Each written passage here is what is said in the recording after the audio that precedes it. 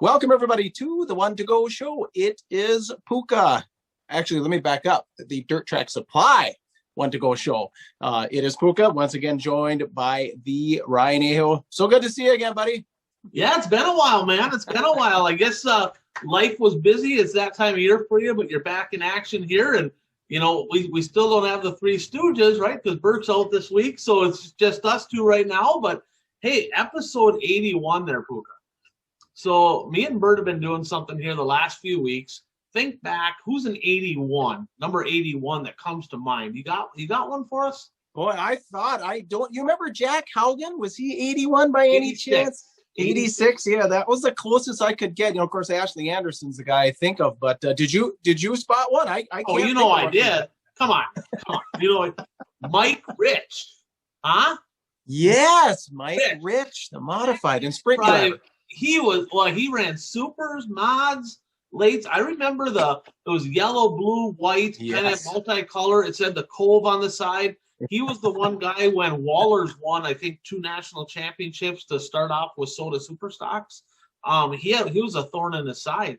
So Mike Rich ran then, and then he was really good in the modifieds for a while. Jumped up into a sprint car, won races there. He's still around. He's in Duluth and doing a little graphics stuff. He's doing a couple things down there. But Mike Rich is who comes to mind for me for the 81. And, of course, he mentioned Dirt Track Supply. Man, I tell you, a little bit of an off week for Trevor.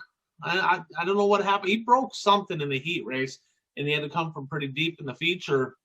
But, of course, Dirt Track Supply, Pooka, they supply people at the racetracks, multiple racetracks out there, but they got a great service department. I mean, you need parts.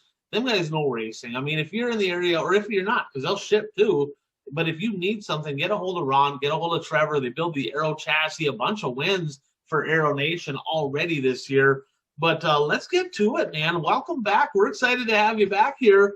Yeah. You know, let's start with a little national news, get that out of the way, and then we'll get into the good stuff after that. Did you watch any of the World of Outlaw sprint car stuff? I watched some Friday stuff and some Saturday stuff. I know there was some racing on Wednesday, if you want to start it out there. That was pretty uneventful. Tuesday was at Bridgeport. Now, Logan Schuchart got his second of the year, and he was in the top 3 in the points last year. He looked really good down in Volusia in February, and I'm like, man, he's going to have a big year. This guy's going to win some races. Boom. He went to, absolutely crickets. And really has been a non-factor all the way from February till now. So finally got his second win, but Friday and Saturday was some pretty good stuff. I know you're a late model guy, but we're converting Bert. We're going to convert you. So what stuck out to you on Friday or Saturday? Well, Friday, what stuck out to me was, you know, that first lap when I don't know who the guy, number 22, it must have been a local. Him and Sheldon were basically side by side. And then, you know, they bump, the guy goes off, spins. So he goes to the back. Well, then who does Sheldon have trouble with trying to lap the back marker with about 3 to go? Ironically, it's this number 22. Did you notice that? You know what? I did not notice it. The first lap deal. I didn't even realize that was the same guy. You know, kind of what stuck out to me is I can't even tell you how many times this year that Sheldon has been leading a race and boom, a tire goes. I mean, kind of reminds me of Josh Richards last year in the Lucas Oil late, flat tire. And again, he was bit by a tire. Now, not a flat tire, not even his own tire, but he had it won. I mean, he's coming for the white flag. I think he had like a 3.5 second lead. I mean, it was over. The race was for second, really between Shots and Gravel. Gravel had just snuck by him. In that 22, they're coming around the corner, and all of a sudden, boom, the guy's tire falls off. and at first, you know, they said, contact made, and I'm like, oh, God, he did it again. Like, the guy self-destructs more than anybody I know. And they show the replay, and they're like, no, the dude's tire fell right off and collected him, and his race was over.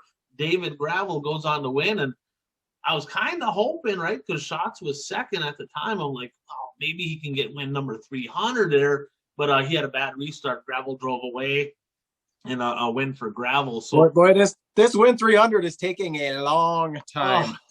Long time. It's kind of like that movie. There's a baseball movie, Mr. 300, I think it was, or is it Mr. 3000? Is that what it is? Maybe where the guy he had to like come back to baseball to get his final couple hits there. It's like it might be a while. Now there's always hope, right? There's always hope. And Saturday was kind of that, because I don't know if you watched the crowd at this one, but it was electric, right? So Sheldon leading again. He's been unbelievably fast, right? And tell everybody what happened there. Well, first I want to say this guy, the whole race is bouncing off the wall with his right rear, coming out of two, corner after corner. I've never seen a sprint car so durable. I mean, it's like unbelievable. It's like eventually he's going to pop a tire, something's going to bend, nothing.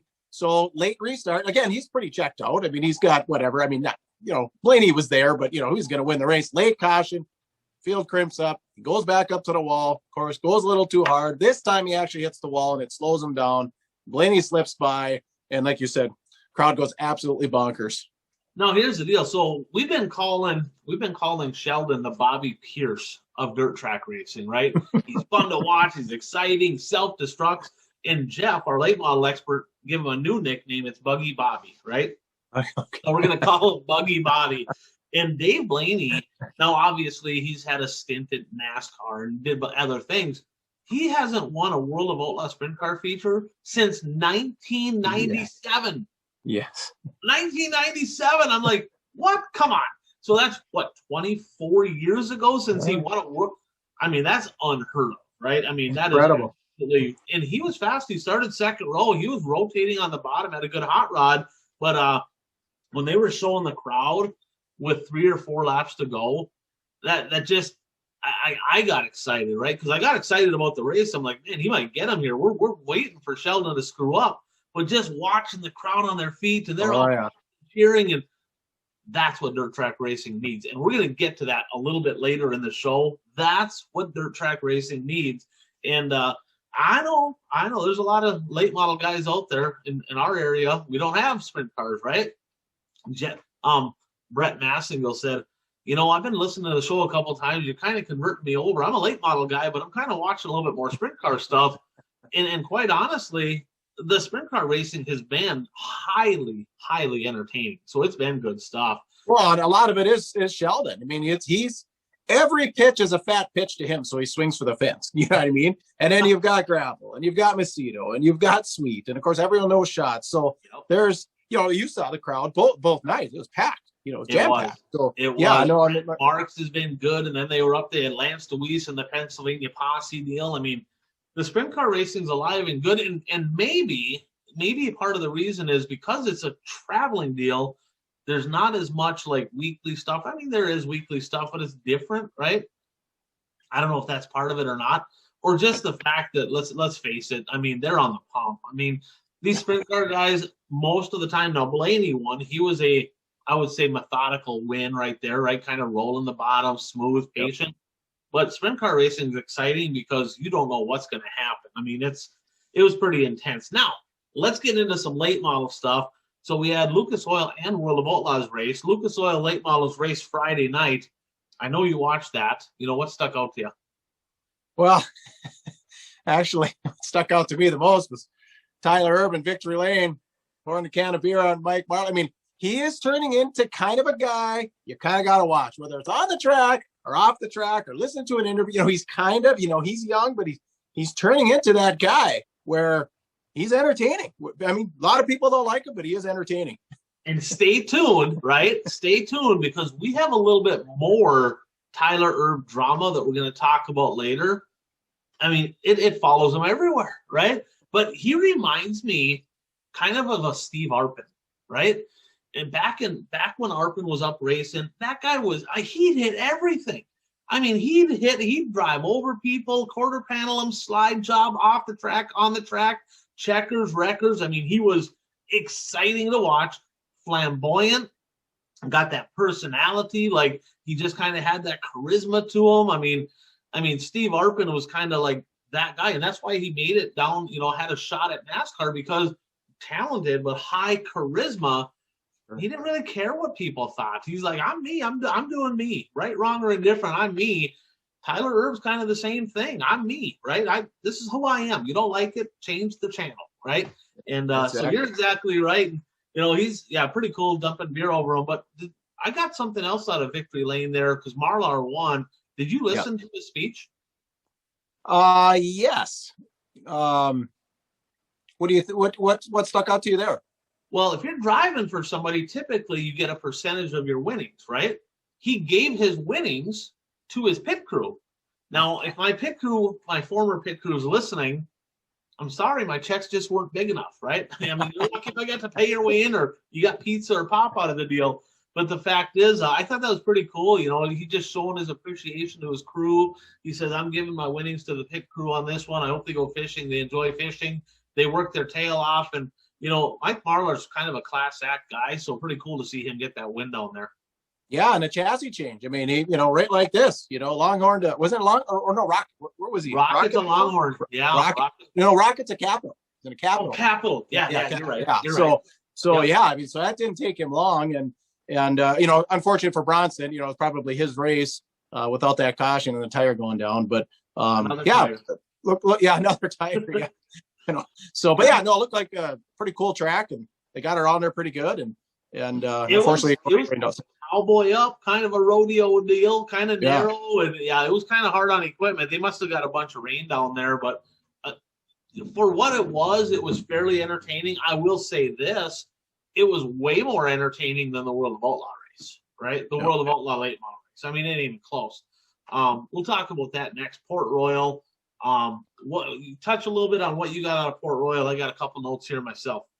Well, we'll talk about the main thing, last year, but I mean, just how big it is. I mean, it's cool to go to Port Royal. Port Royal's got all kinds of tradition, obviously a big sprint car track, but, big facility, like I said, it's Knoxville-ish, it's Eldora-ish, but man, that thing is big, and they really get strung out. And of course, thankfully, not that I hadn't seen it the heats, but no big accidents. But boy, you gotta, you're entering whichever corner, 1 or 3, with those kind of speeds. If one guy gets, sideways of them, they're gonna wreck hard. I mean, that's where you just destroy stuff because they're just going so fast. Right, and that's maybe why they don't have a lot of traction, because it was a skating rink, right? Black top to bottom. There wasn't a lick of traction. I've seen races at that place where there's a cushion, right? In the cushion, kind of like Eldora. Eldora, when there's a cushion, can be good, right? Because they can be momentumed up everywhere else, and they can be Bobby piercing it around the cushion. But there was no cushion. It was black, and it was just a little bit of marbles right by the wall. Not real entertaining. I'm glad that half-mile track is done. But Chris Madden, double up on the week. Nothing real exciting there. But I do have a question for you. Did you see the incident where he got by Overton on the second day? Overton got to the inside of him, spins out. He's almost all the way gone. Yellow comes out. He saves it, and he keeps going. And then they're like, well, we have the blend rule, and I believe they put him in, I think it was fourth. So they put him in fourth. I'm like, I don't know what to think about this. I'll give you my thoughts. I want your opinion on this. It just makes no sense. The whole World of Outlaw rules makes no sense. Like, I can drive over you, I can yard sale you, I can stuff you in the fence, right?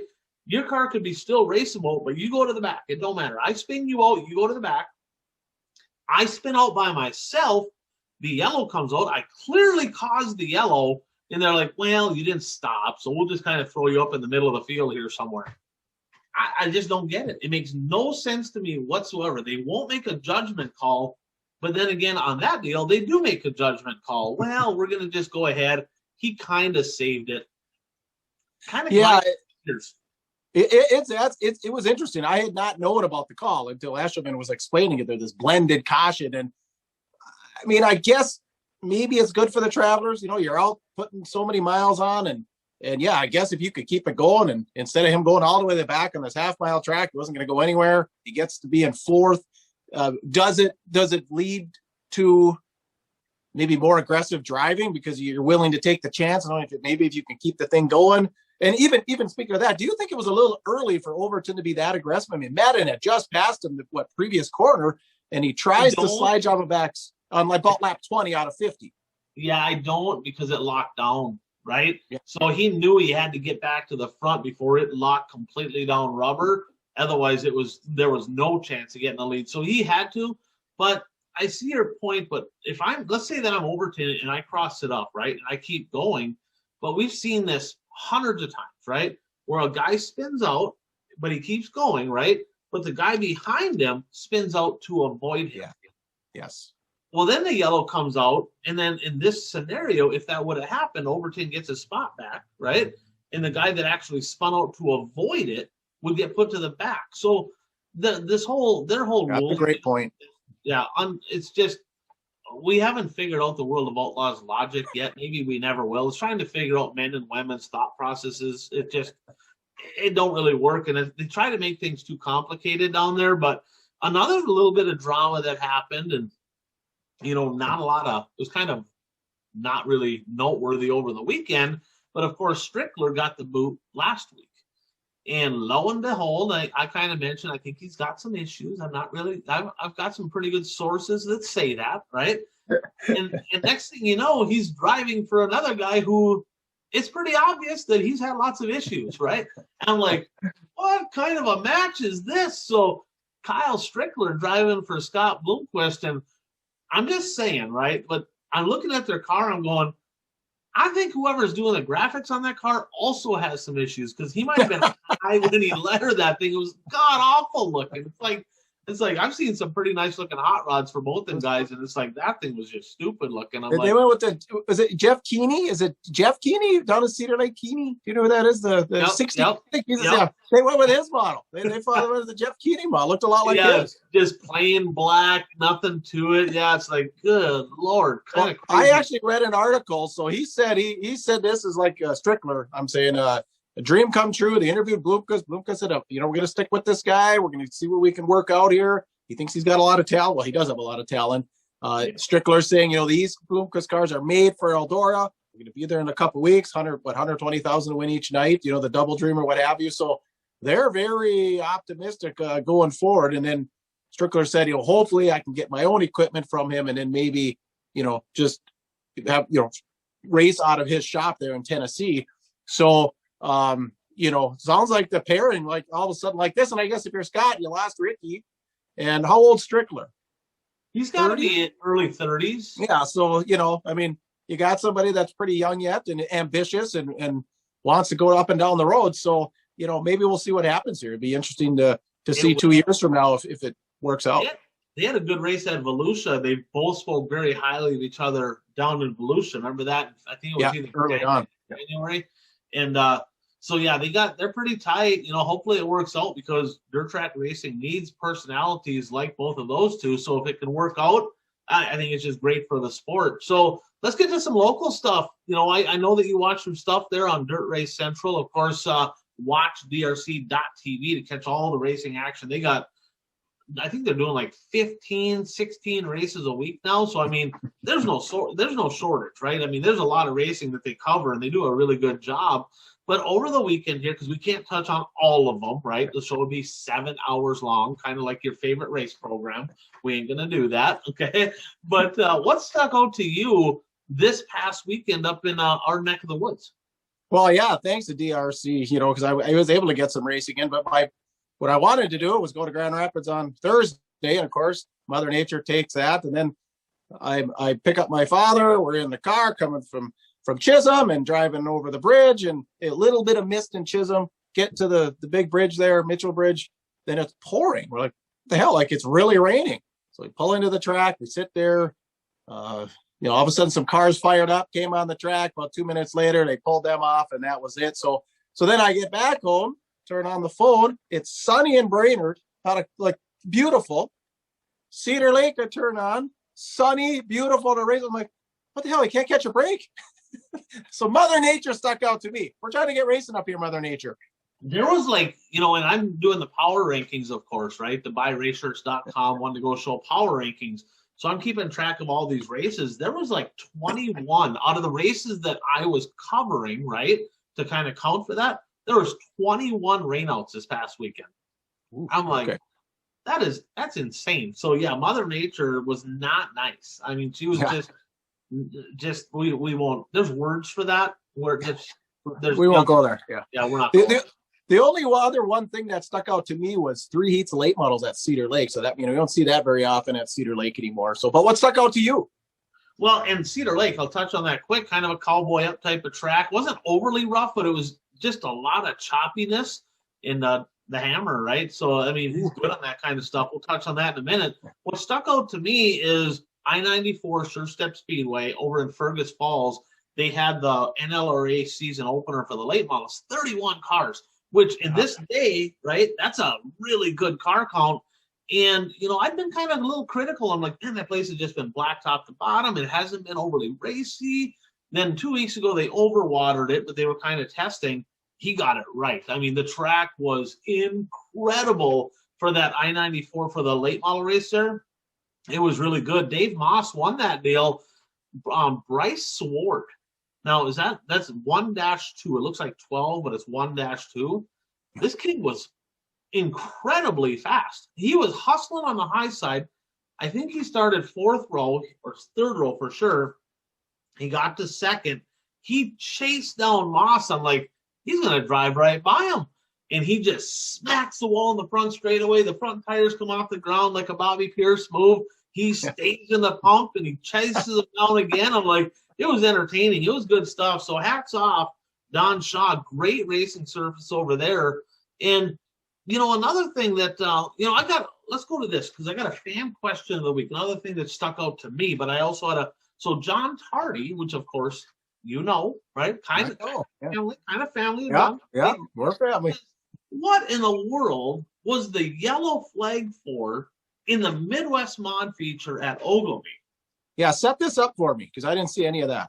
So second generation driver, second year driver, Brady Utenon has been red hot. Oh, yeah. Right? He's been the first couple nights was okay. 4 straight podiums for this kid. He won his first Midwest Mod feature in his career last week at Gondik, right? And he's running 3rd. He gets to 2nd. I mean, he's looking racy. He takes the lead. 4 to go. They come around, yellow flag in the air. And I'm like, there ain't a car. I'm listening to the announcer. They're not mentioning nothing. I'm like, what in the world? I'm like, I'm baffled, right? So I didn't think anything of it. And John's like, what's the yellow for? I'm like, oh, I'll do some digging. Well, what I found out, so Ogilvy, it's usually black top to bottom, right? We know that it's a dry slick racetrack. They had some moisture on this track this last week, so there's choppy spots and a little bit of moisture. Turns out there was a tear off over in turn 3. They thought it was debris, didn't really understand what it was. I'm kidding on that. I thought maybe there was a shine. I thought maybe you were serious, like it's shining, reflecting. Like, is that a piece of metal? It's about as logical as throwing the yellow because I'm going to go ahead and just give them a donkey award on that because that was a jackass move. That cost that kid a win because I still to this day have absolutely no idea what the yellow is for. I'm thinking maybe a competition yellow, a tear off. I'm not really sure, but he didn't get a really good restart. Shane Howell got the win. And just a tough break there for Brady Utenon because he's been really good. And I think that race was his to lose. 4 to go, he had the best car. And I think I've been in that situation where all of a sudden you're leading yellow, and they put you back, and then you kind of have that, you get tense and you kind of get pissed off. You're like, oh, man. And you might lose a little bit of rhythm, especially for a young guy. But I have a feeling, Pooka, that kid's going to win some races. He's really smooth. Like Al was always smooth, or still is, right? And he's very, very good behind the wheel of that 9 car. Now, let me throw something in here. It reminds me of Phantom Yellows. Early 2000s, Masters weekend, Cedar Lake, when it was only late models back then. And I can't remember if they had some prelim nights, because I don't think it was the big night. But Dorr with a Wazota legal car leading the race, running alcohol, which they knew. And I can't remember which sanctioning body, if it was UTDRA back then or the Habitamp or whatever. But that's what people said. They said they called like 2 or 3 phantom cautions. Well, then that was it. Eventually, Dorr, ran out of alcohol, pulled off or pulled in or whatever. And, he just, because then I remember when we showed up for the USA Nationals, he was actually in the Masters Belt house car. They were like, this guy's got some talent. We're putting him in the Masters Belt house car for the big show here. But he was on the only for that one. Right. And that's the only other time I've really heard of a phantom caution. And I Cedar Lake people, same thing. What was last year? The officials kept running on the track. Where were they picking up a rock? They said there was nothing out there. Last year, right? Gondik Speedway, World of Outlaw late models. Kevin Eder, Mike Prochnow running, I think they were first and second at the time. Yeah, they were up there, yeah. All of a sudden, somebody pulls off the top of turn one. The guy's like, I don't know, way into the pits by this point. They throw the yellow flag. They're like, yeah, we had a car slowing 1 to 2. He's like, he'd been off the track for a long time. That was all in the World of Outlaws. That was not on the Gondik Speedway. Right. But that was kind of, we talked about that. I'm like, I don't think they wanted them two Wissota legal cars running up front. I don't think they were really having that. And right. No. Went backwards. So, right. So tough break there for Brady. John, don't really have an answer for you, but that's about the best I can come up with. No. Well, yeah, and if somebody's got something, comment to us and let us know if you saw something. Throw something in the comments. But yeah, just that sounds very odd. Yeah, absolutely. So let's talk culture, because another thing that stuck out to me. So obviously I pay attention to all the races, and I look in KRA Speedway Thursday night, and nothing against them, right? It's just the way it is right now. They had like no cars, right? It was like 7 classes, 50 cars. They had 4 modifieds, right? 3 started the feature. It's like, what in the world is happening here, right? So I was obviously way too bored one night, and I looked through the results, and I'm like, okay, they got 7 classes. 2 of them were kind of like local classes, but 5 Wissota classes. They had Wissota mods, super stocks, Midwest mods, street stocks, and mod 4s, okay? 5 classes of cars. How many drivers, Pooka, in those 5 top classes do you think are from Willmar, Minnesota? Gosh, I got to say a dozen. One, right? So I'm thinking about this, and I'm going, man, when is the last time? Think about culture. Remember back in the day, fan counts were bigger. People actually had pride, right? So if you think about it, we have all these so-called specials. There's a special every week. In fact, there's like 852 of them this coming weekend, right? Yeah. Memorial Day, everybody's got to have a special. Well, let's be honest. They're just not that special anymore. They're not. Specials back in the day, regular nights the car counts were higher, but specials were special. And there was kind of a hometown pride, right? And what I mean is we go down to the Cedar Lake Speedway for a special, right? It could be the Wissota 100, it could be the Wissota 50, it could be anything. And every track, right? Like our fans went down there and they're like, hey, we want to see the Hibbing guys do good down here, right? The Proctor Superior people be like, we want to see our guys do good. Well, with all these specials and everybody traveling and nobody's got like a home track, so to speak, anymore, do you think the culture of that, where people are passionate fans of their driver, is that kind of missing? Is that gone? Well, yeah, I mean, I think you're right. And we've talked about this before, where most fans show up to a race because they know someone. And that's a big dilemma, not only if you don't have a good racing culture, but then, the few that are there are zipping all out of town all the time. And I was going to ask you, obviously you won a ton of points titles, not just the national points and the regional points, but the track points. That used to mean something. I mean, people wanted to run for track points, and I don't know what, I mean, what do they got to do to make that matter? Is it more money? Is it more recognition? Is it a little bit of both? It just, that used to be a big deal to win a point title. In order to kind of get that back, I mean, it's got to be right now, sadly, to get it back on track, it's got to be money. It's got to be, because you got all these drivers, like, for example, this weekend. Well, there's tracks that are like, well, we're not racing this weekend because there's a special at Ogilvy. We're not racing this weekend because there's a special here. Nothing against these tracks, whatever. That's the culture that we're in from the East Coast to the West Coast. That's just the way it is right now. I think that's hurting racing.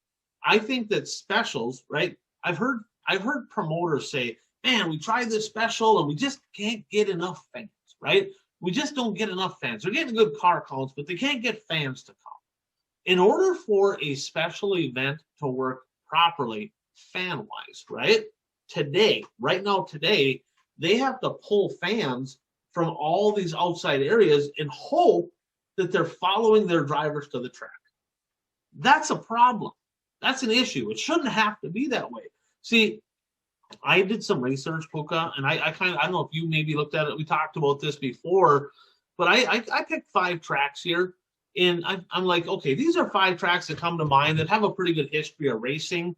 And I'm just curious how many drivers in their WISSOTA classes are from their track, from their hometown. So I take Superior.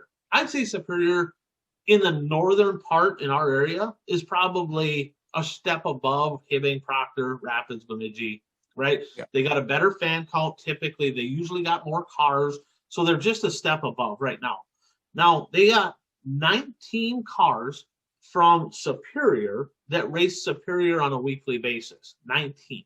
That's in 4 WISSOTA classes. I'm not counting the Pure Stocks or the Hornets, because typically all tracks have more of those. That's just normal. You're going to have more of the entry level, in your hometown. Yeah. Hibbing, okay? If you count Kelly Lake into the mix, right? Yeah. Are you sure? And we're going to talk about that, right? We'll get back to that in a second. They have 24. But Hibbing, do you know what that track has been known for through a lot of WISSOTA years? Was kind of the hotbed for super stock racing, right? We had 2B mains for many years up there. There's only one, okay, Trevor Ahrens, and he only ran one show last year from Hibbing, and Tristan Labarge is from Kelly Lake, and we're going to get to that in a minute, okay? Now, Menominee, they had a year off because of COVID, and you got Eau Claire and you got all that, but would you believe it if I said in 5 WISSOTA classes, late models, mods, supers, Midwest mods, and streets, there's only 12 drivers with a Menominee address. Really? That surprises me. And it's not even all with, some of them are Mondovi, right? And Elkmount. Okay, so some of them are Mondovi and Elkmount. 6 of them are late models, so the rest of them are spread out. So there's not a lot of core group there. Grand Rapids, okay, which if you take these 4 tracks, they have the least amount of cars, the least amount of fans. Typically, they have 9. They have 9. 1 late model. They got 1 super, couple from Cohasset, which is close, right? 2 from 2 in the Midwest mods, and they got 5 in the mods in Pooka. Those 5 mods are the only 5 mods that raced every night last year in Grand Rapids. Okay, so I'm getting to the root of the problem here. Now, Watertown, if you've been out to the Casino Speedway, big culture, energy, excitement, passion, right? 29 from Watertown. And that's not counting all the little towns around Watertown, right? That's 29 with an actual Watertown zip code, right? Now, where I'm going with that is this. You got all these people going, oh, we can't get fans. We can't get people to come in the grandstands. Well, why on God's green earth would somebody go, man, I'm going to go to the track tonight, and I'm going to watch a bunch of race cars drive around in circles that are from out of town. I don't know any of these people, right? But I'm just going to go watch them. Unless you're a diehard race fan, God bless them, because we need them right now more than ever. We need them diehard race fans. We need the Birch. We need the Troy Powers. We need those people, right? Because without them, it would be a mess. Because you have your diehard fans that are like, I just want to watch racing. I'm going, period. I'm going. Most fans are going to specifically watch somebody they work with, somebody they go to school with, somebody that they live next to, somebody that's right down the block. They have that community of people, right? That culture.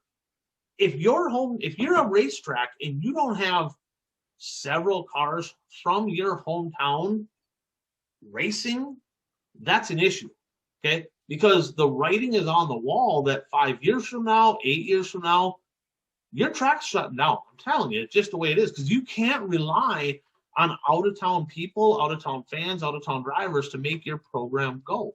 It's got to be a local deal. So let's talk about some solutions to the problem, okay? So number one is you have to create a culture. See, we grew up going to the races. We did. I love racing. You love racing. It's been part of our life since childhood. We've been going forever and ever and ever. My dad raced. Your dad went to the race. Heck, your dad pitted for my dad, I think, for a little while. So the fact of the matter is, we were around that, but the culture was so much different.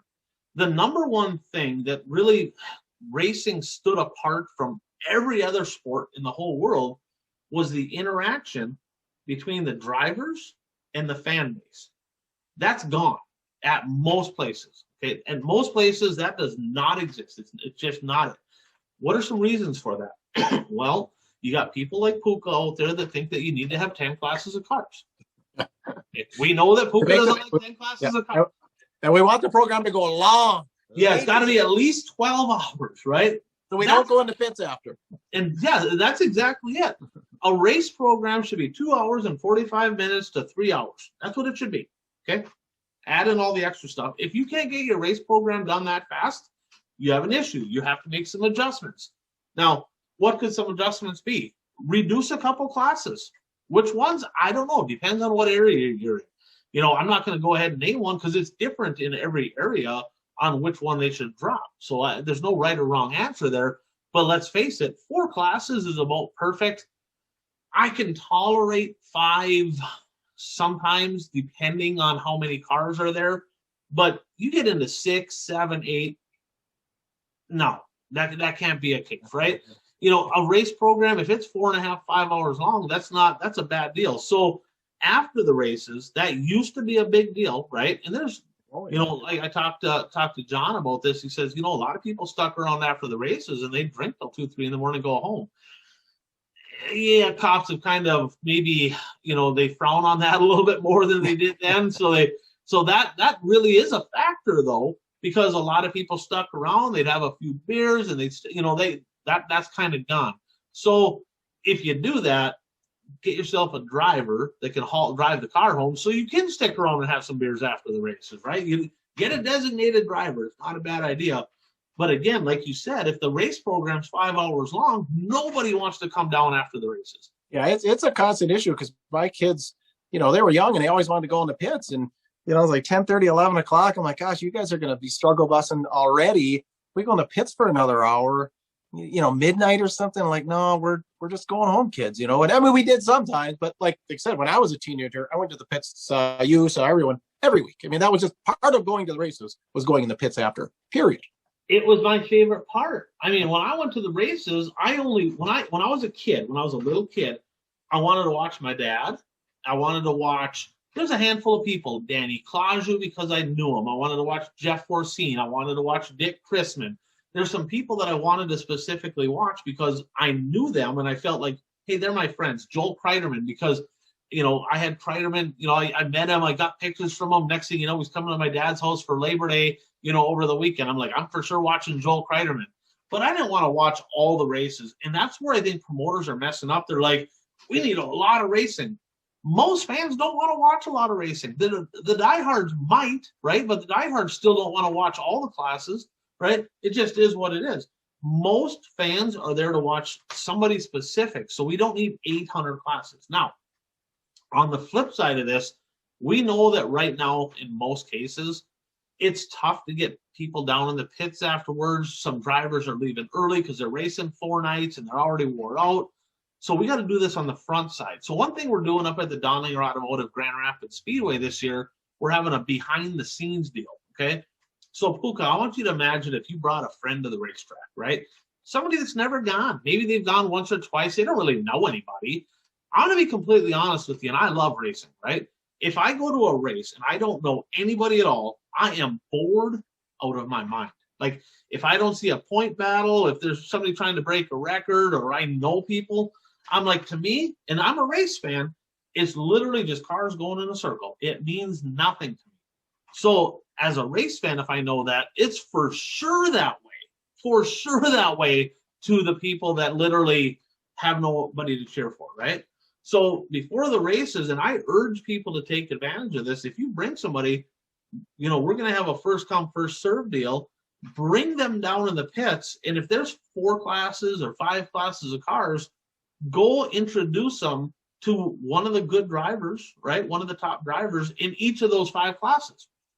Because that way, when the features come around, they actually are like, well, I met that guy. I'm going to watch that one. Oh, I met her. I'm going to watch her. That kid right there is like 14 years old. I want to see what that kid does. You got to give people somebody to cheer for. And I'm talking, there's people that have been going to the races for a long time, and they're like, oh, we're big fans, and they're like late model fans, but they don't know anybody in the mods, supers, Midwest mods, peers. They don't even know anybody else. Take some time, go meet some people so you have somebody to cheer for. That's such a huge part of it. Now, in the communities, open trailers was a big deal. Cars would drive by in open trailers and the kids would be looking. If you race, okay, if you're a racer and you're listening to this, do something to get the people in your community involved, right? I don't care if you got to get some kids over, say, hey, you want to come over and wash tires? No, I hate washing tires. Those little kids will be like, heck yeah. They might not do the best job, but that's okay. Tell them they did great and get them coming back. You got to get people involved because we need to build a culture so that we have more people going to the races, so we have more people that maybe get into racing. How many times have you heard people go, oh, we need another entry-level class. This one's not too expensive. We got to add another entry-level class. I don't know how to say it without saying it, but an entry-level class is only good if you have people to get into the class, okay? Yeah. If you need some entrance. Yeah, it helps a little bit. You look at the grandstands, if everybody's 65, 70 years old, I'm sorry, like you could have 3 more entry-level classes. They're not getting a car. It's not happening, okay? It's not. They need to bring their kids and grandkids and so on to the track, and we need to get them excited, engaged, passionate, so they can do that. And looking at this, Pooka, it really opened my eyes, because you can draw a parallel, right, with if you literally go onto My Race Pass, and then you write down all the tracks that you know of, and then you write down all the cities. Take some time and do your own research on this. I promise you, the tracks that have the most drivers from their hometown racing at their track have the most energetic fan bases. Period. Because this is such an interesting subject. I've never, and I wonder if you could dig more into that at PRI if you go this year, or find out if someone's got some data. What's the average, of a successful track? What's the average for local, whatever you want to call it, which is weird, because then you think of a track like Cedar Lake that's in the middle of nowhere, but it's a little bit different. That's turned into a special place. But 20 years ago, or 25, they had a lot of locals. But it is really, because I did Bemidji, I did all classes on July 26th of 2020. Like I said, I did all classes, not just Wazota classes, but I was 31 in Bemidji, but that track's been there forever too.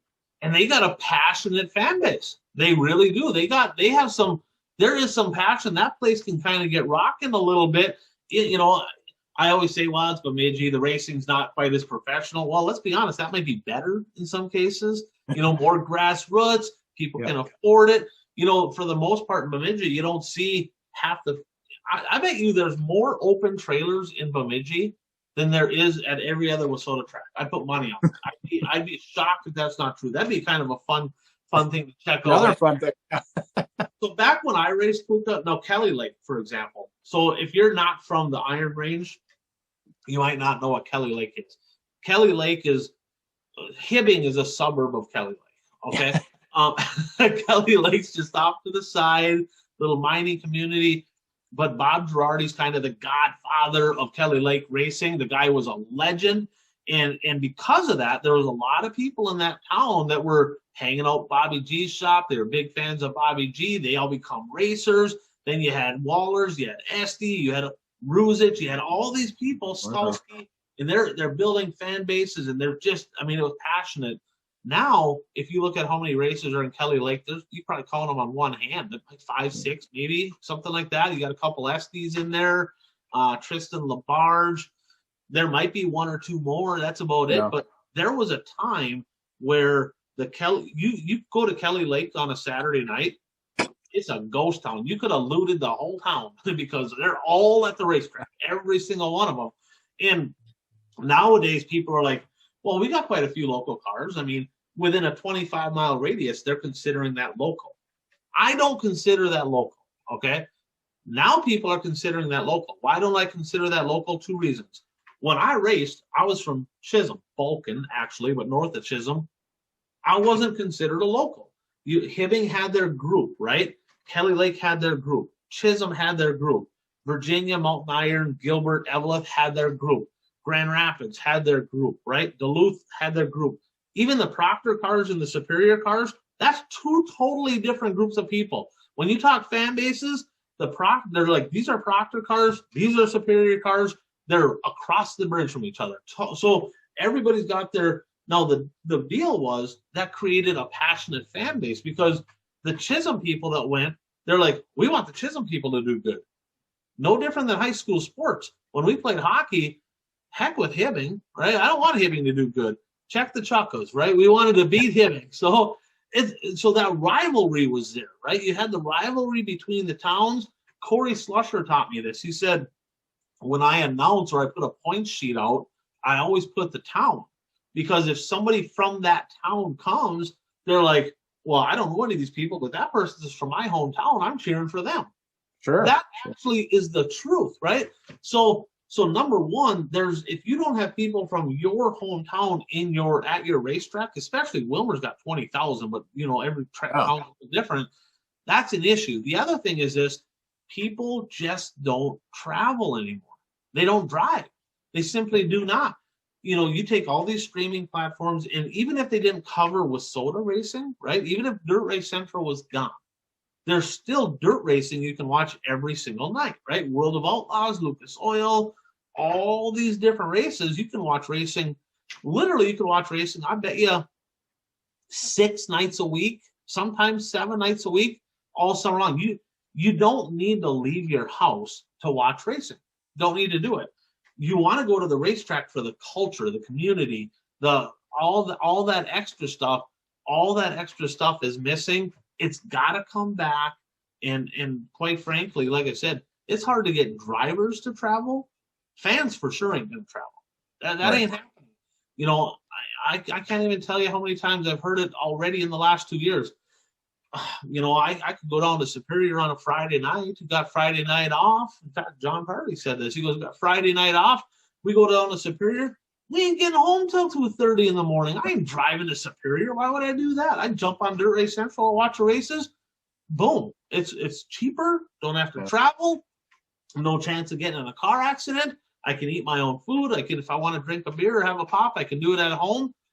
That's changing the game. So in order for racing to continue to, well, not continue to, because it's on a downhill slide, for racing to thrive again, they got to understand, we got to build that culture, the community. We got to have that intensity, that passion. That has to come. All the other stuff has to continue to get better as well. But I think that's a big part of it right there. So with that said, anything else that you want to add on that topic? No, I guess lastly, just in the enduros, that's why they're so popular. You go to an enduro and talk to the people, they'll say, well, I said, what are you doing here? You never come to the race. Well, my coworker's racing, or my coworker's husband or sister, and yeah, then you get all this new blood there. So, but like I said, that's such an interesting stat. I'd never thought about exactly how many cars in the community. And we'll stay on this. And like I said, maybe there's something we could find out from the people at PRI. Just like I said, the successful tracks have this number. Because I guess it's something I've never thought about. Absolutely. And I guess to end this, right, you talk about the enduros. That's the number one biggest event of the year. They have multiple ones at Grand Rapids, because if you took the majority of those drivers, they're within a 5-mile radius of the track, right? So they have more people coming. Back when racing, like on the Iron Range, was really flourishing, the mines had about 3 times as many employees, right? So the odds of there being some minors that raced was pretty high. And then all them fans are like, hey, my partner at work or my coworker here's racing, we're going to go cheer for them. All that stuff has changed. And if you want to fix racing and get it back to where it can be, I truly believe it's got to start right there. So let's get into a little who's hot and who's not. So we're gonna give you a shot at this. A handful of drivers there on the who's hot side of things there, Pooka. Yeah, well, at least I like Ashley Anderson. Brought him up earlier. He's running pretty well. Big win down at Cedar Lake, nice one. It was a battle at the end, and so with Schill, so that was Ashley's definitely got his foot in the carburetor. Sheldon Hotshot, like we talked about him. I mean, really, he has been hot. I think he won that race, Peevely, Missouri, July-ish last year, and he's kind of been hot ever since then. Really, I mean, he's been one of the best drivers. I'd like to see some stats if he went back. And actually, I got a stat last week leading into this weekend with the World Outlaw Sprint Cars. Donnie Schatz had the second most laps led at 89 heading into this weekend. So that was an interesting stat I had heard. So I'm not really going to put him in the hot. But he's been there. He's been in the top 3 or 4 just about every night lately, it seems like. So he's close. He's there. Yeah, he's there. He can't get over the hump. But then you mentioned, and I know you've got him on your list too, but how do you not mention the Hermantown Hammer and the Cedar Lake announcer? I don't know if you watched it, that they kept calling him Hermantown. That's all they said. Hermantown to the lead. Hermantown. Maybe he's a hockey fan. I don't know. They just called him Hermantown. So that, you're getting pretty good. Like you call Doug Flutie, they just called him Doug, right? I mean, when you are known as your as your first name, it means you've got somewhere. At least it's not his first name, but it's the town he's in. So he's making progress. We gotta call him Hammer. You don't call if it's Hermantown Hammer. Don't call him Hermantown. Call him Hammer, right? Yeah, he called him Hermantown. Yeah, that's my thoughts there. So a couple of people on this who's hot for me. Of course, Daryl Nelson. He's got 6 races. He's 2 seconds, 2 firsts, a couple sixths in there. But he didn't have a late model win last year, and he was. We kept talking about him. We want to put him in the top 10 in the power rankings, but we couldn't. He didn't have a win, right? You got to have a win to get the power rankings. He was easily the top driver in the area by a long shot without a win. Right. Well, he done fixed that. He's got 2. Yeah. Now, Chris Madden, Smokey Madden, he's got 3 straight World of Outlaw late model wins. That's getting her done right there. Is he? I guess I didn't look. How close is he? Did he take over the point lead? Do you know that this weekend from Shepherd? I can find that for you right here. Take a peek on that. Yeah. And another kid, I am becoming a raving Wissota Street Stock fan. I mean, I know you're a late model guy, you're the big motor guy, but I'm telling you, if you want to watch like the best quality racing, the street stocks have been phenomenal. Parker Anderson, 8 out of his last 9, 5 straight, 4 on the weekend, 17 years old.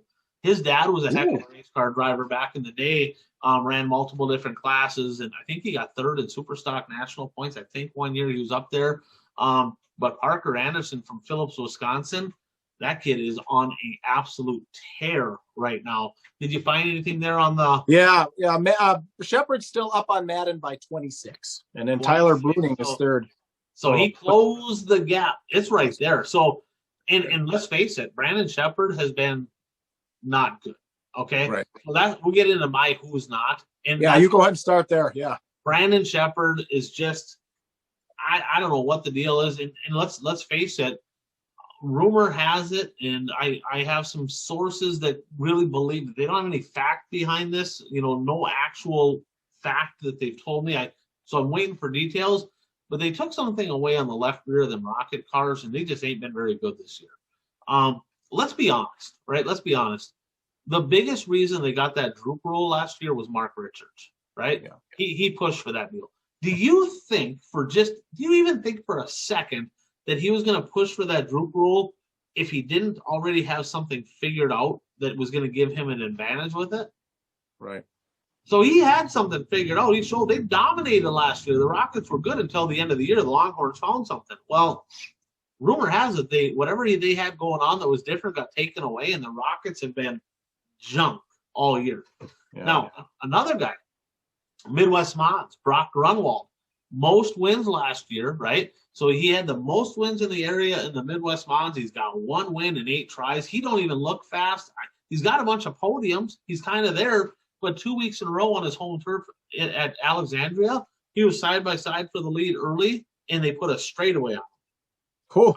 I don't know how to say it, but Brock Grunwald should not get a straightaway put on him. He better get it together. Shane Edgington. Okay, there's a guy that crossing the border, then 6 for 6 last year. Started out, looked pretty good, but progressively getting a little bit off. I want to see some results out of that 5E. I was excited to get him down here. He's not hot right now, and he could get hot. He's a talented race car driver, but come on, get in victory lane. Show me something here. He was at Granite City on Sunday. I think he got like 5th at Granite City, which is their car count ain't very good. Half of them are limited. It was just a bad deal for Edgington. So who do you have on who's not? Well, just kind of echoing some of the the past shows with you and Bert. Of course, Ricky's easy to point out. He just hasn't gotten any better. I think I heard during the commentary, they kind of were running through the field, and I think he was in 17th at one point or something like that. Pat Dorr, I wouldn't say he's struggle busing, but he hasn't got to victory lane yet. He's running, like I said, he's podiums and such, but it's a little bit odd that he hasn't got a win yet. And Owen this week, better weekend this. He had a 2nd and a 3rd this weekend, I think. Yeah, so, he was there. Pat, yeah. Yeah, second in Superior, third in Cedar Lake. And then Owens. I mean, Owens started ninth on Friday night, wheeled it all the way to ninth. He's not even in the top 10 in Lucas points. I mean, this guy, like you said, complete domination last year. He's not even in the top 10. So he's definitely struggle busing. He won by like 400 some points last year, didn't he? I mean, it was insane. Yeah, it was over by August. It was over by the USA Nationals, basically. Yeah. And you're right. So another rocket, right? Another Pat Dorr, a rocket, right? Yeah. So something ain't clicking there in the rocket camp. And I don't know if I know that group down there, at least in the World of Outlaws, you know, Mark Richards will have them change the rules so they can get fast again. Alrighty. right. So let's get to the last lap. Of course, it's brought to you by Zuli's Race Engines. And, Frank, he's got to be a pretty happy camper because I talked about Parker Anderson. Well, he's got a Zuli Race Engine. So when you're flat out dominating, Logan Salazar, he was up in Devil's Lake. He got his second win of the year up there. Aaron Blanklands also got his second win of the year. And there were several other drivers, but that's a few that stuck out to me. So I tell you what, if you're lacking a little bit, give Frank a call. He'll hook you up. He'll make you fast, and it's proving it. I mean, you look at the win counts. Zuli Race Engines right on top, and that Steffes Street Stock Tour is coming up. He's got to be licking his chops right there because some of the top guys have his stuff. So that's coming up here this weekend. So the last lap, I got a couple things that come to mind, right? So last week, I talked about Rodney Sanders. He won the first night. The second night, he got DQ'd. And I'm like, it don't sound like Rodney Sanders is going to cheat. He wasn't light. He was deemed illegal. I'm like, that don't seem right. I mean, come on. He's been racing a long time. He didn't cheat, right? So I did some research, and sources tell me that he had a chunk of ballast bolted to his lower A-frame, okay? And I'm like, all right, okay, whatever he's trying to do there, evidently it was working. They said he's had that same chunk of ballast bolted to his lower A-frame for like 3-4 years. Never been an issue. Never been an issue, right? So I think what happened there, because they had a lot of hype with the USMTS with all the money on the line this year. So two drivers were way ahead in the points, Rodney Sanders and Terry Phillips, okay? So I believe that they just simply DQ'd Rodney Sanders to tighten up the points race a little bit, okay? Because earlier in the night, they dicked with Terry Phillips because he was a little bit late to staging for qualifying. It's like, let him go. Who cares, right? I mean, they absolutely, they couldn't wait. I don't even know how long it was. I heard it wasn't very long at all. But, like, he pulled in and they said, nope, you're late. You got to go back. So the top two drivers in USMTS, I think they wanted to kind of take some points away for them to kind of get that point battle tightened right back up again to make it interesting so people watch and people come. That's my thoughts on the USMTS right now. That is a phantom caution. Yeah, maybe worse. Just like a phantom caution. So, I mean, if you think about it, I mean, at least it shows that they're not playing favorites, right? They're not favoring Rodney Sanders or Terry Phillips. So there is that. Now, I'm excited for this. I want the turbo drama. More drama for Turbo. Turbo went to East Moline Speedway in Illinois on Sunday. Did you know that? No, that's what I said. I didn't. No word from Turbo. So he goes there. They advertise a little bit. Turbo's coming, jumps in an IMCA late model, wins the feature. End of the feature. I'm sorry, but you've been disqualified. You don't have an IMCA license. All right. I'm going to be honest with you. This is a Donkey Award of Donkey Awards right here. This is a number one. This is on the top 3 end of the year Donkey Awards for East Moline Speedway in Illinois. That is the jackass call of the year. Let's be honest. If you go to draw for position, right? If you go up there and you're like, I got to draw for position. I'm here. I'm registering. The first question they ask you is if you have to have a license, right? If it's with SOTA or IMCA. Okay, well, this is an IMCA track. Do you have a license? How complicated is that? They already knew he didn't have a license. They knew that. What's the difference? I mean, how stupid is that, right? So first of all, they should have told him at the draw window you have to have a license, because I've seen mixed signals, and I don't know the details where some people say, well, you can run 1 or 2 nights without a license. I don't. With SOTA, you cannot. You have to have a temporary. IMCA, I don't know. But either way, they knew that he did not have a license. They let him race the whole night. It's like, is it that difficult, right? In today's age where it's hard to get people to come to the track, it's hard to get fans, it's hard to get cars, right? It's not easier than it was 20 years ago.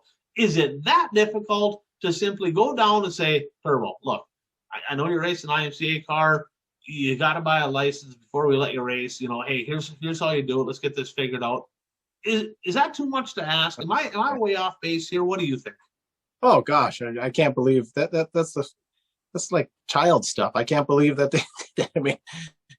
I mean, not that he really cared, probably, but you know, I mean, a win's a win, and you know, to him, he was probably, you know, dropping down, so to speak. But just completely ridiculous.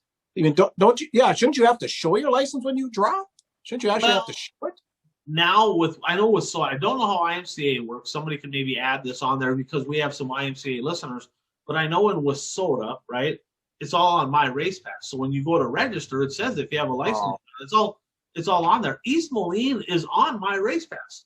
So it had, like, they knew from the get-go he didn't have a license. They knew. It's like, so it didn't matter to him probably, but the car owner is probably going, what it pays to win, $1,000 or whatever it pays to win for late models. I mean, sure, he wasn't really happy, you know. I mean, that's just ticky tack. I mean, it's just stupid. No, I'm gonna stick with the theme of ticky tack, okay? Okay. And now we're gonna get to some Wissota stuff, okay? So let's be honest. We've seen car counts in Wissota late models: 3 cars, 5 cars, 6 cars, 8. At some of these tracks, it ain't been good. It's just not been a good deal. Well, some of these tracks also have limited late models in the area. Pooka's favorite class, limited late models, okay? I'm not opposed to the class if you don't have regular late models in there. Have one or the other. You don't need both, okay? So some of these tracks in Wissota have said, look, we can't get a full field of cars. We cannot provide adequate entertainment to our fan base with 3 to 5 cars. It's just, you simply cannot do it. It's just, you can't do it. So at some of these tracks, some of the limited late model guys says, can we run? Right? Well, we know we ain't going to win, you know, but, you know, well, can we just race? I mean, obviously they're not at an advantage, right? A Wissota late model good spec engine's 700-ish, right? And a 604 crate is 400-ish, I don't even know if it's 450, somewhere in that neighborhood. So they're at a disadvantage already. Well, maybe some drivers, maybe it's an advantage because they're masters. I don't know. But the fact is, it's less. So Wissota is starting to get a little bit miffed at the idea that these tracks are letting crates or the limiteds run with the late models. And the reasoning behind it, I get it. I do get it. I understand the reasoning is if track A only has 7 cars and all of a sudden they have 4 limiteds come in, now they move up to that next tier, right, in national points for show-up points. Oh. That's their concern, okay, but who cares, right? Who can make the gap there? I don't know. Let's figure it out, right? Because these tracks right now are trying to figure out how to provide entertainment. And I get it. I mean, having 4 limiteds out there isn't really entertaining because they're not going to win. Maybe they can race amongst each other or whatever, but they ain't going to win. As long as they don't get in the way is perfectly fine. And I don't think they have been. I've watched pretty much all the late model features, and I don't think any of the limiteds have been like causing issues out there. You know, I think they've been kind of out of the way for the most part. And there was a couple races they didn't even get lapped. This is kind of a total flip of the whole tri-state / Dirt Kings theory. Because their theory is, all right, we just want a late model race, okay? I don't care what engine package you have. I don't care what it is. You come, we'll figure it out, period. It's not that complicated. We're trying to put on a quality show. We're trying to get more cars. We'll make it work, right? That's the mentality. See, Wissota's so stuck in their fear-based thinking. They don't think ahead. They're like, oh, reactionary. Oh, we can't have that. Come on. I mean, come on. It's just stupid, right? I mean, and the other answer was, well, these are non-sealed crate motors. Right. Okay, that's fine. So they might be cheated up crate motors. Okay. A cheated up crate motor is still less than a Wissota spec. So stop it. Yeah. It don't matter. It's not like, well, this sealed up crate motor's got 900 horse. No, it doesn't. I mean, no, it doesn't. Look at the lap times. They're a half a second or a second off the pace. It's a non-factor. Stop it. Okay, with soda. Come on, stop it. I think back, and I don't know who was at fault at this deal, but Red Clay Classic 10 years ago, Jeff Leon was there. He blew up a couple weeks in a row in an A mod, right? He put a B mod engine in, put an aluminum intake, stock rocker arms. It's a legitimate B mod engine. Put in an A mod.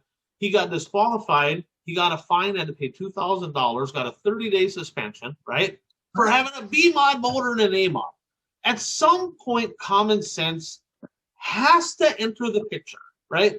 So with soda, I know I get your logic here. I get your logic, but for goodness sake, let these tracks, let the limiteds run. They need the car count. They're trying to put on a show for the crowd. Just stop it already. Just stop it. Now, yeah, a track surviving is a little bit more important than the cut for national points. Exactly. That's exactly correct. 100% spot on. Did you watch any action down at the Deer Creek Speedway this last week? Well, just what you had sent me. So there was two major safety conversations that happened at Deer Creek. The first one in the Midwest Mods, I don't have the gal's name in front of me. I forgot to write it down. She's leading the feature. She's 19 years old. Contacts made with there was a Delaware start, car on the outside.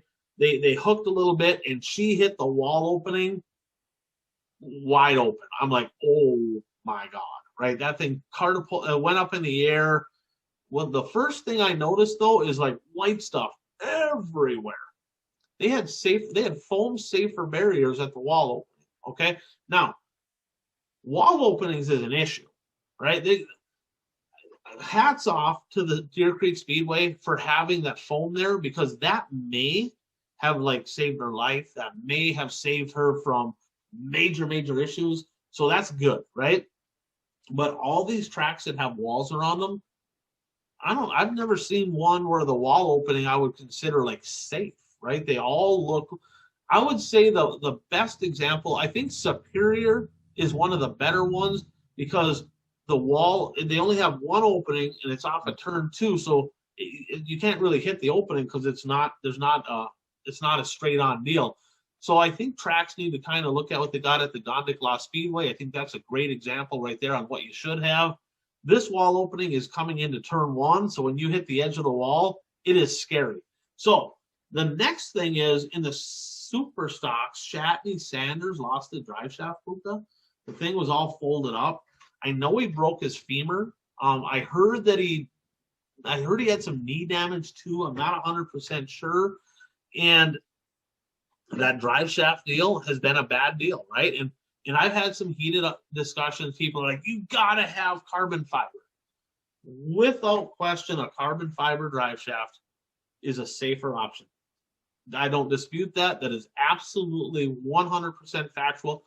And it's about $350 more based on the numbers, the research I saw from Fast Shafts. I'm sure there's other options out there. So $350 more for safety, I can live with that, right? Do we need it in a pure stock? No. Do we need it in a Hornet? Well, they don't have drive shaft. They're front wheel drive.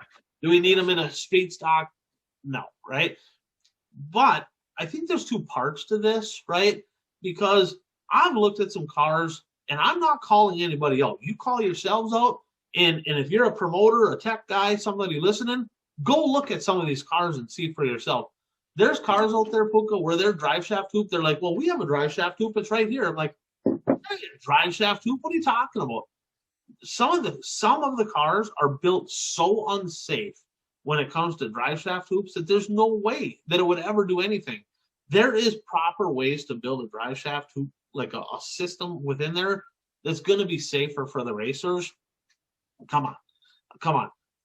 Promoters, track prep, or not track prep people, but tech guys, look at these, call these chassis builders out, tell them to fix their cars.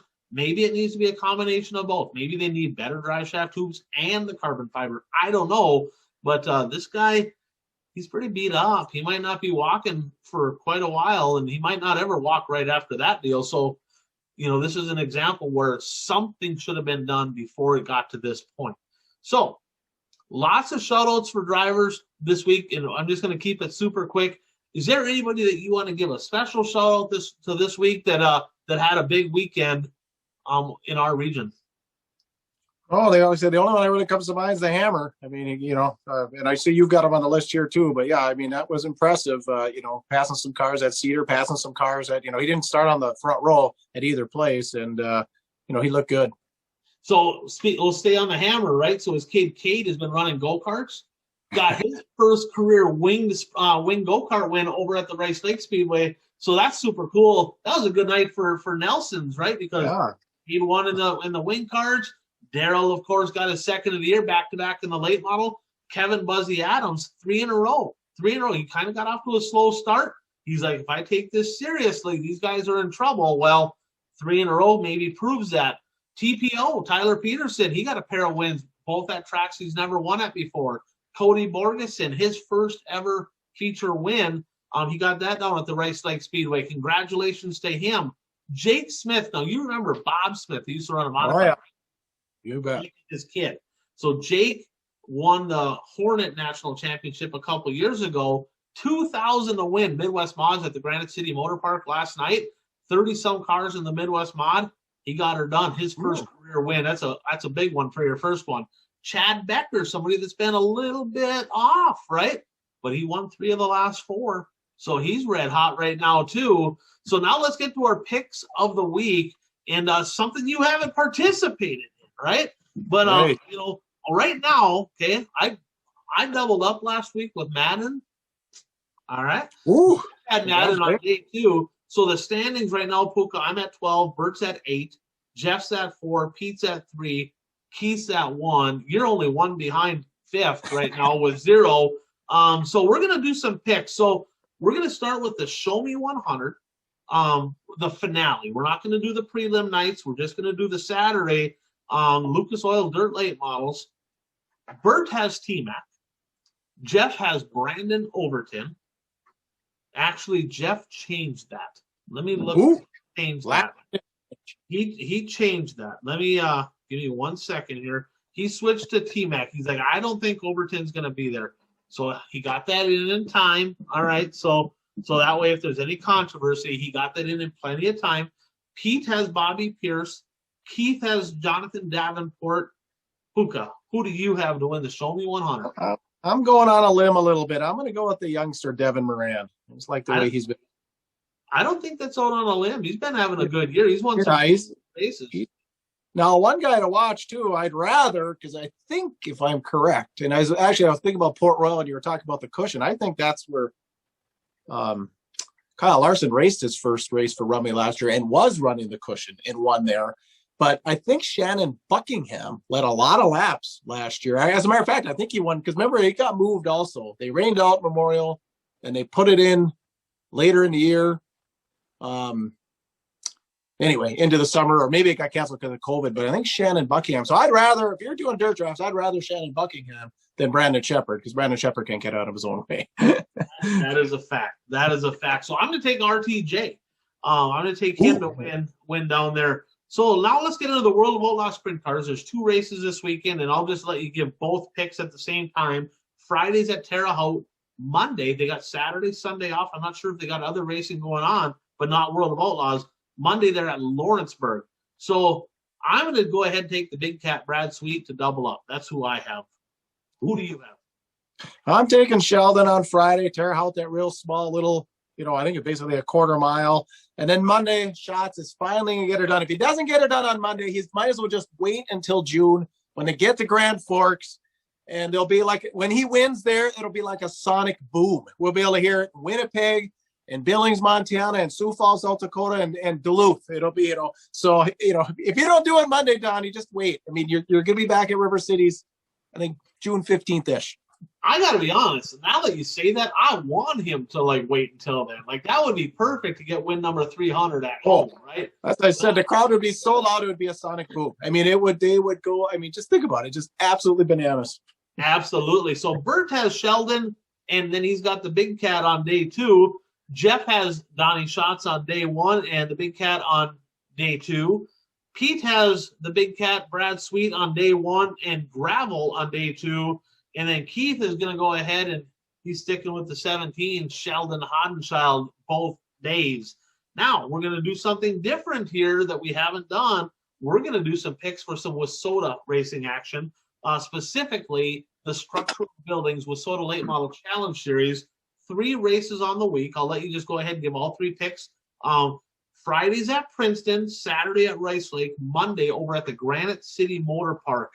Pooka, who do you have for those 3 races? Going with John Canta at Princeton because I know he'll be there. I don't know who you really favor there because obviously late models don't run there. I think the last time I remember a late model race there was back in 2003. They did a cheaters race. Going with Hermantown, the Hermantown Hammer at Rice Lake, and Dave Moss is going to dust them down at Granite City on Sunday. Or Monday.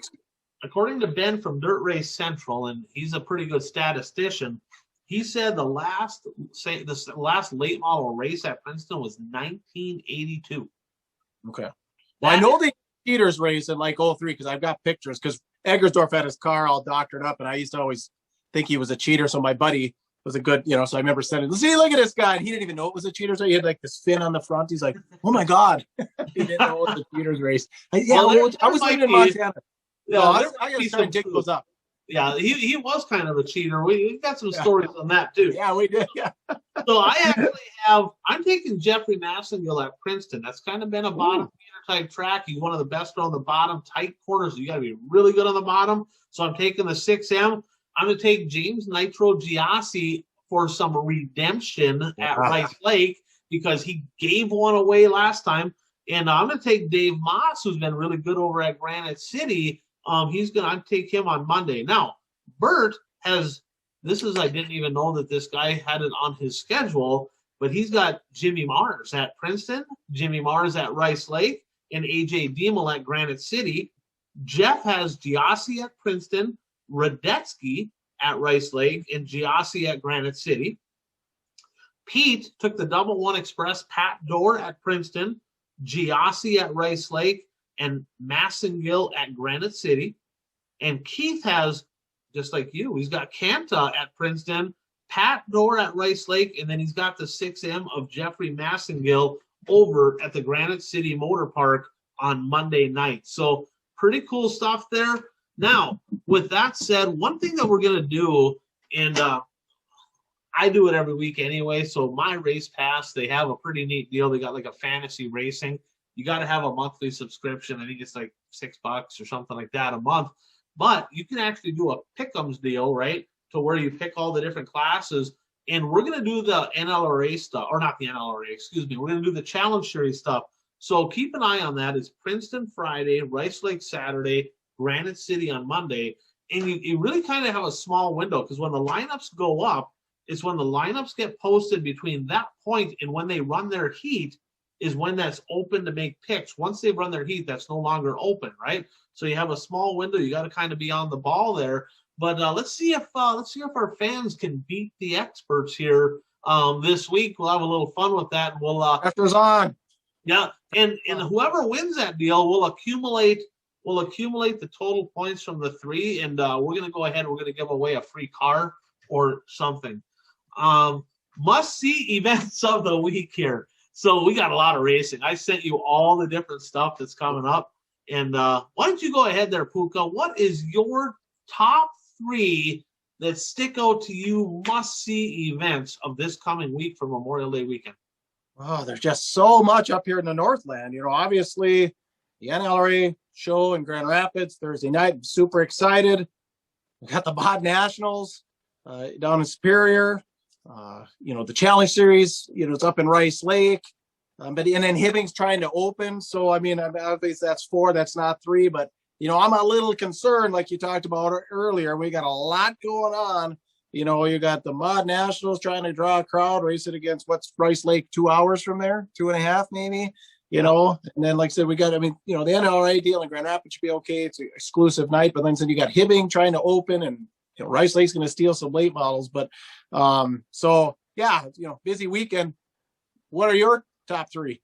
Number 1 on the list, because I helped the track, and I'm expecting about 30 late models at this deal. The NLRA night number 2 over at the Dowlinger Automotive Grand Rapids Speedway. That is on Thursday night. Hopefully y'all can make it there. If you can, Dirt Race Central has the coverage. Watch DRC.tv. another one, I'm excited for the Show Me 100. Another 30 grand, another crown jewel event Saturday night. I mean, World of Outlaws not running, so I'm expecting to see some World of Outlaws. There's not many of them, right? But looking forward to see maybe a few of them go down there. So I'm looking forward to that race. And then Monday, Huset's big sprint car track. Well, it's not a sprint car track this week. It's actually I think it's the Ben Nordruff Memorial. It's actually Snowdrift's grandpa. They're having the tri-state late models there. I believe that one, excuse me, is $6,000 to win. It's a big payday. That is actually, I believe, on Dirt Vision, so you can catch all the action for that as well. Jesse Glenns, who's going to be running USMTS Friday and Saturday, maybe Sunday. Sounds like he's going to do everything he can to make it over to that race on Monday. Really? I know that, Shane Edgington said he's going to make the trip over there. They got the Challenge Series going on Monday too, but I heard some of the South Dakota guys, Chad Becker, some of them guys are going to go there. They're expecting into the 30s there for a car count. I'm excited about that one. So with that said, is there anything that you want to add, to close up episode number 81 here? No, just happy to be back. And I did want to say thank you because, the project with Goat Sports we were doing over the winter was the Tea with Miss McGill podcast. And I know some of you that listen to this show were listening to that show too. So I just want to thank you. And we're down to a monthly format on that. And that'll come back when hockey season starts. But a lot of projects going on. And like I said, good to see you again. Great to be back here. I'm excited. Racing's finally getting going around here. So we'll get dialed back in. Like I said, I'm not super dialed in right now, but give me a couple of weeks, fans. I'll get dialed back in and we'll, give you some of the best content we can here as we push into June here with local racing. Absolutely. I just want to say happy Memorial Day too, because our next episode will be after that. So happy Memorial Day to everybody. Be safe. Have a great weekend with your families. And, there's a lot of racing to be had. Get to the local tracks if you can, right? That's always the best alternative is get to the tracks. They need butts in the seats to keep the race programs going. But if you can't, I know Dirt Race Central, they got a lot of coverage this weekend as well as all the other streaming platforms out there. There's no shortage on racing at all. And Pooka, there's one nice thing about the streaming deal. If mama wants to go to the lake or whatever, you can always go to the lake, make her happy, and kind of flip it on with the sound off and kind of be peeking at your phone, still watching racing. You just it's almost kind of wearing like sunglasses at the beach. Just be careful not to get in trouble when you do that. But there'll be a lot of stuff to talk about next week. And like you said, send in those questions. If you got a question of the week, send them to us. Any drama, anything, any action, anything noteworthy, send it our way. We'll love to cover it. And Pooka, I'm going to let you end it the way you always do. All right. Yes. Thank you so much. And get out there, everybody. Be your dream. You're tuned to the One to Go show.